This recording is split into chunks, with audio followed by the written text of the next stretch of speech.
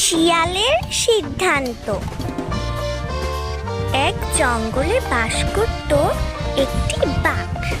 সে একদিন একটি খাঁচায় আটকে পড়ল। আমাকে কেউ বাঁচাও, আমাকে কেউ বাঁচাও, আমাকে খাঁচা থেকে বের করে দাও।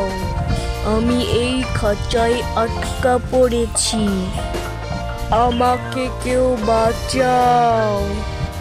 আর অন্যদিকে বাস করত একটি হরিণ। চাই, এবার খেলতে চাই, অনেক কাজ করে ফেলেছি। আজকে হরিণ বন্ধুর সাথে খেলবো, চাই, তাড়াতাড়ি চাই। তারপর হরিণ সেখান থেকে গেল খেলতে।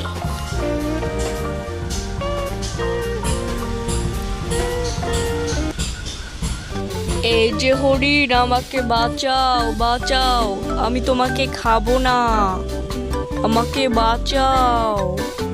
কি, তুমি আমাকে খাবে না? তাহলে বলো, তোমার কি চাই? আমি চাই তুমি আমাকে এই খাঁচা থেকে বের করে দাও।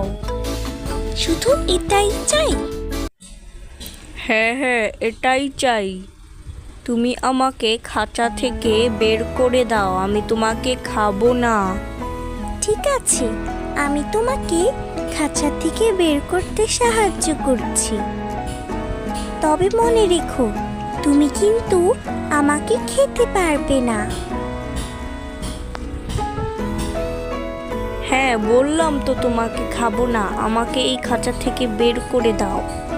তারপর হরিণ বাঘকে সেই খাঁচা থেকে বের করে দিল। সে বলল, তুমি কিন্তু আমাকে এখন খাবে না। তুমি বলেছিলে তখন যে তুমি আমাকে খাঁচা থেকে বের করে দেওয়ার পর খাবে না। এখন তো আমি তোকেই খাবো। আমার খুব খিদে পেয়েছে, আমার খাবারের জন্য তৈরি থাক।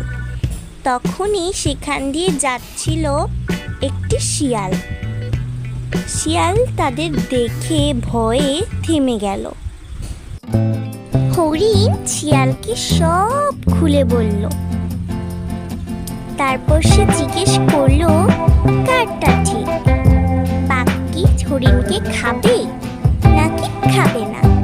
তখন শিয়াল বলল, অবশ্যই অবশ্যই বাঘ মামা, ওকে খেয়ে ফেলো।